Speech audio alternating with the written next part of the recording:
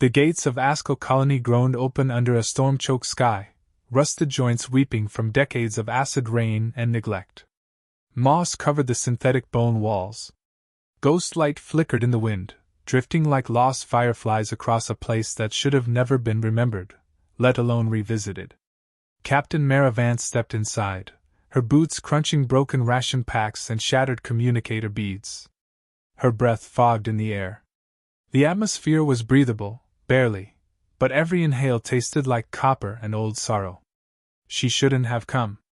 But she owed them. All of them. Behind her, the rest of the recon team waited, silent, armored, uncertain.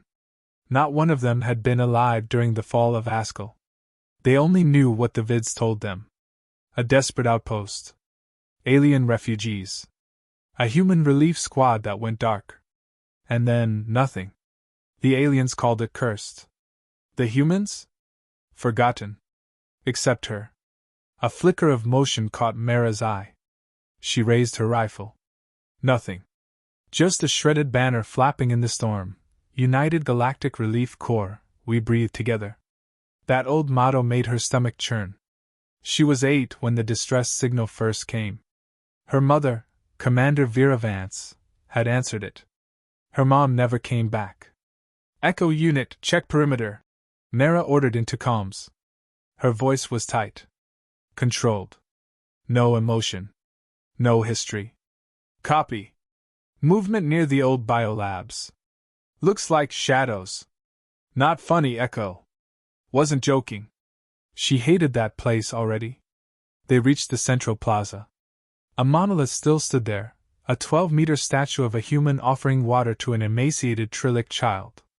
The gesture was meant to symbolize unity. Now, the statue bled rust.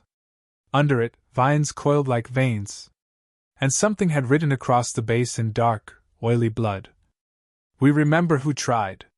Mera froze. This wasn't standard graffiti. The script was human. Fresh. She tapped her wrist scanner. No life signs. No motion. Just ambient psychic noise, low, like a hum behind the eyes. Inside the command center, they found remnants. Hollow suits. Melted helmets. Walls scorched with claw marks that didn't match any known species. But the logs were intact. She accessed the terminal. Log number 0417, Commander Vera Vance. They begged us to stay. Said we were the first species to treat them like people. The Trillic fed our wounded, carried our gear, even shared their sacred food. But Command ordered us out. I refused. They started dying after we left. I turned the ship around. I came back. And something came with us. The log ended in static. Private Juno knelt beside her. Captain, this place is wrong. Mera said nothing. Because she saw it too, in the reflections of the monitors. People who weren't there. Soldiers saluting. Children smiling. And her mother, bleeding from the eyes, lips stitched shut, mouthing words Mera couldn't hear. A whisper slid across the comms. She came back for us. She disobeyed for love. And that love left a scar. Mera's team flinched. Private Juno dropped her rifle. Did anyone else hear that? Mera looked around. The room had changed. Rusted panels were gone. Vines were blooming. The air smelled like cinnamon, her mother's perfume. The command room wasn't broken anymore. It was remembered whole. Captain, Juno said slowly, is this a hallucination? No, Mera replied. Then what the hell is it? Memory. And something was feeding it back to them. The team spread out, but Mera stayed near the terminal. Another log blinked to life, not from her mother, but from a Trillic named S.A. Rith. We offered shelter. They offered compassion. When the darkness came, the humans stayed. They died for us. We etched their names into our roots. And then the stars moved wrong. Something returned wearing their voices. We couldn't stop it. But we remember the ones who tried. Mera's chest felt tight. Because that was the phrase again. We remember who tried. The air grew colder. Lights flickered. From the corridor came wet footsteps. Heavy. Limping. Not human. Not anymore. Private Juno's scream cut through the dark. Mera spun, just in time to see a figure made of burned armor and screaming mouths lurch forward. And speak in her mother's voice. "I came back for you, Mera." She fired. Rounds tore through it, and it didn't fall. It just grinned. One mouth. 20 voices. All of them grateful. All of them wrong. The creature didn't bleed. Even after 5 direct shots to the chest, the abomination in broken armor kept walking. Its boots scraped against the floor, leaving behind oily smears that steamed when they touched metal. "Mera!" It whispered again, with the voice of her mother. Not close.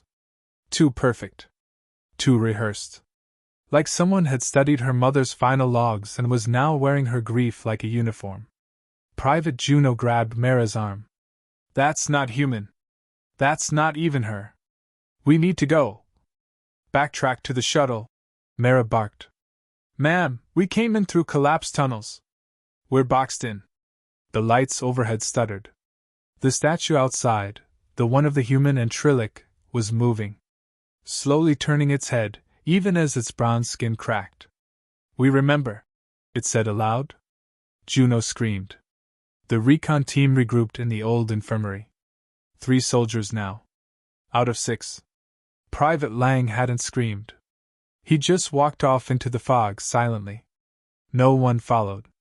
No one would. Corporal Terran sat with his back to the wall, whispering prayers. "They're not hostile," he muttered. "They're grateful. It's gratitude. Just twisted." Mera knelt by a broken medbot. Its chassis had been rewired. Inside its memory core someone, or something, had etched a phrase again and again. "Gratitude is not mercy." Juno stood near the window, rifle trembling. "We gave them food. Medicine. Evac ships. Why would they do this to us?" Mera finally spoke. "They didn't." She looked at them all. "This isn't the Trillic. This isn't vengeance. It's what's left of us. The part that stayed. The part that refused to let go." Juno shook her head. "That makes no sense. Memory doesn't follow logic," Mera said. "Gratitude doesn't either."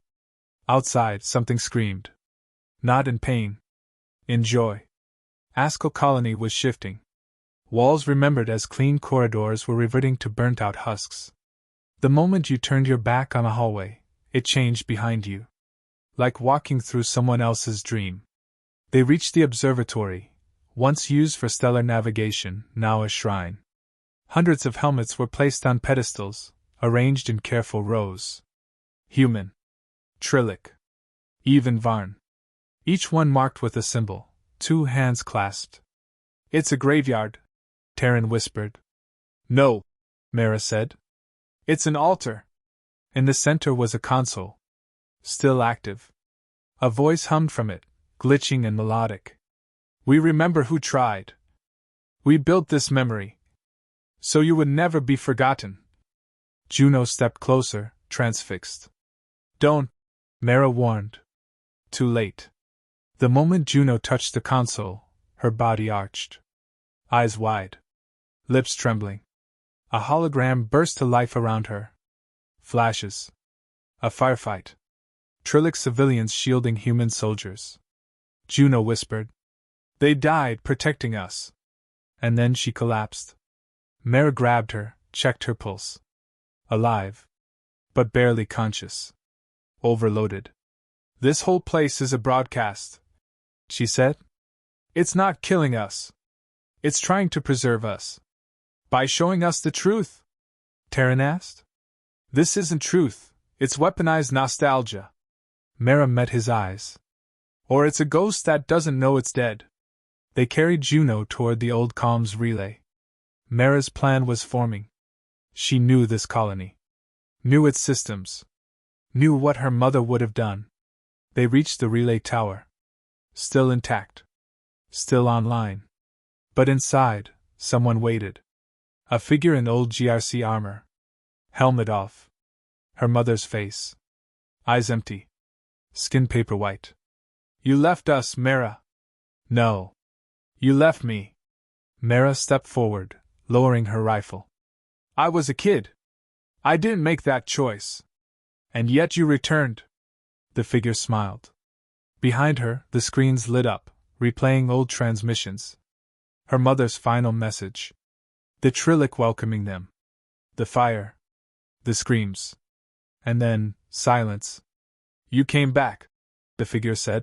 Because humans don't forget. Because love rots slower than corpses. Mera gritted her teeth. That's why I'm here. That's why I'll end this. End us? No. Set us free. She reached for the relay override. The false Vera Vance screamed. The walls pulsed. Roots split the floor. The power grid trembled. And the memory fought back. Images surged through her mind. Her mother dying alone. Trillic shielding soldiers. A promise made across species. Her own childhood voice saying, I won't forget you. She hit broadcast. The colony shook. From every speaker, from every wall, the truth was spoken aloud. We remember who tried. We remember who stayed. But it is time to let go. The fog receded. The hallucinations faded. The false ghosts dissolved. And the statue outside? It crumbled. Gently. Like it had finally been thanked. Mera stood at the center of the relay tower, her hands still hovering over the override panel, the broadcast repeating across the dying colony. We remember who tried. It echoed like a eulogy and a warning. Terran knelt beside Juno, who stirred slowly, eyes blinking back from unconsciousness. I saw it, she whispered. I saw what they became, what we became. What do you mean? Mera asked. Juno's lips trembled. It's not the Trillic haunting this place. Mera's stomach turned. Then what is? Juno's eyes met hers, wide, terrified. Us. They exited the relay into sudden, impossible silence. The wind had stopped. The static gone. Every vine, every tendril, every flickering shadow, frozen in place. Like time itself had held its breath.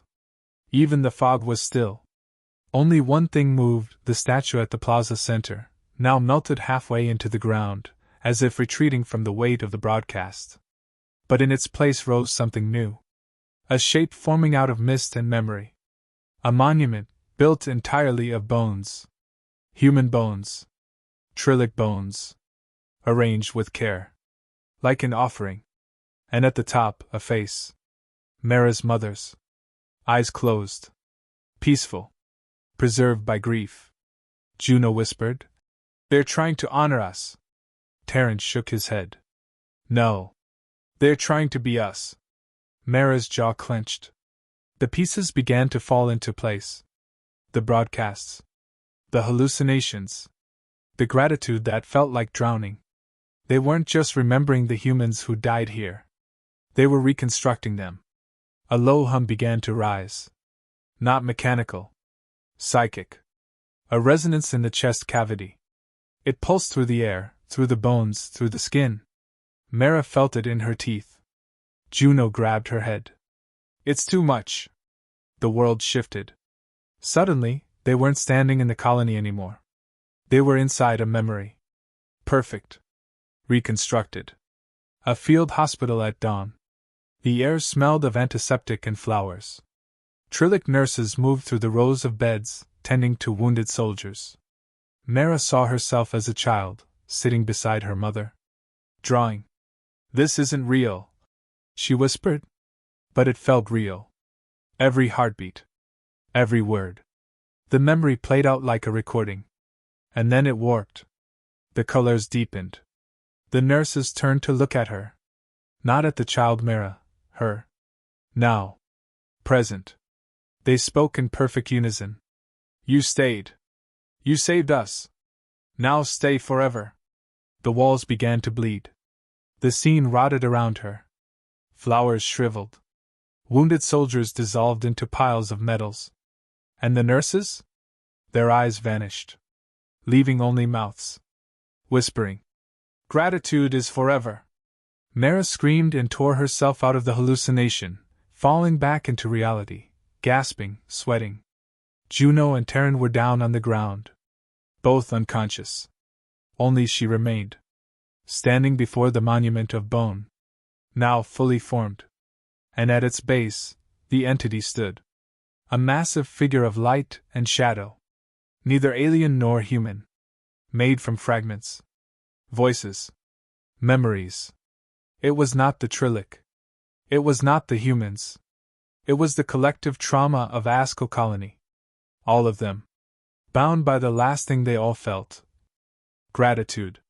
It spoke, and every voice ever recorded played through it at once. You gave us warmth when the void froze us. You taught us names, and kindness, and sacrifice. You died for us. Now we return the favor. It stepped forward, and Mera felt herself unraveling. Her skin fizzed. Her body slowed. Not from attack, from absorption. It didn't want to kill her. It wanted to merge with her, so it could never forget her again. She drew her pistol, pointed it at her own temple. One more step, and you lose me forever. The creature froze. Not in fear. In recognition. That's what made you human, it whispered. The choice to let go. And then, it stepped back. And the bone monument began to collapse. Slowly. Like it had been holding its breath for too long. Terran woke first, followed by Juno. Together, they watched the fog recede, the vines shrivel, the colony fade into something quiet. Something still. A tomb, finally resting. Mera stood last. She didn't cry. She didn't smile. She just whispered to the air. You remembered us. Now it's time to rest. A faint wind stirred.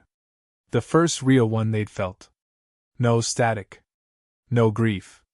Just silence. Theme, memory laid to rest. Closure.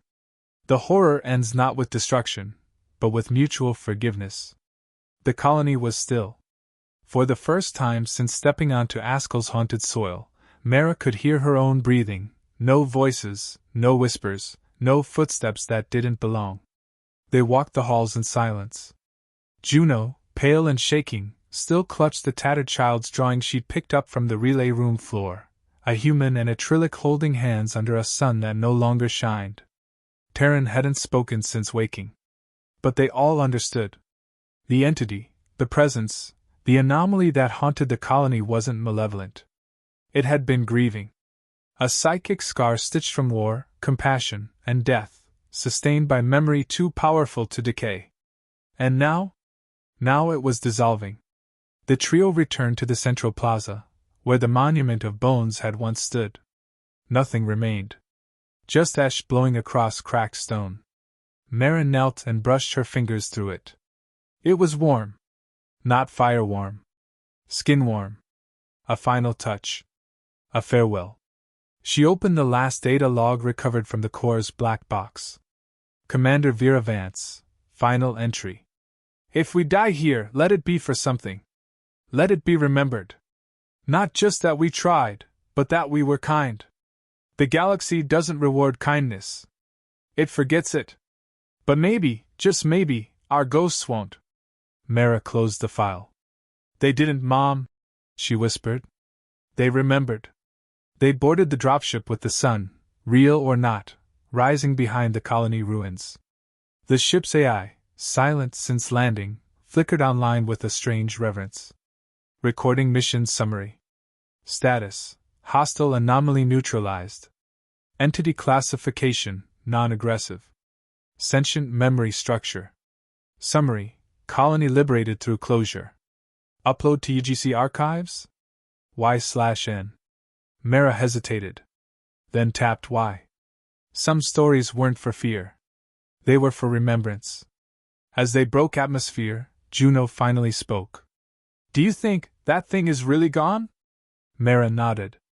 Not gone. Just at peace. Terran looked out the window at the shrinking shape of Askell below. Do you think we'll ever find another place like this? Mera answered without looking back. God, I hope not. A long silence passed. Then the ship's console beeped. Incoming transmission, UGC relic database. The AI spoke. Colonial record updated. Human Trillic contact, reclassified as sacred precedent. Note added by admin, they remembered. So we should too. Juno smiled faintly. Guess someone was listening. Askell faded into the stars. And with it the echoes. The grief. The love. The cost of compassion in a galaxy that moved too fast to care. But humans? Humans don't forget. Not those who betrayed them. And especially not those who helped. Final line. And when gratitude becomes memory and memory becomes will, it shakes more than stars. It shakes worlds.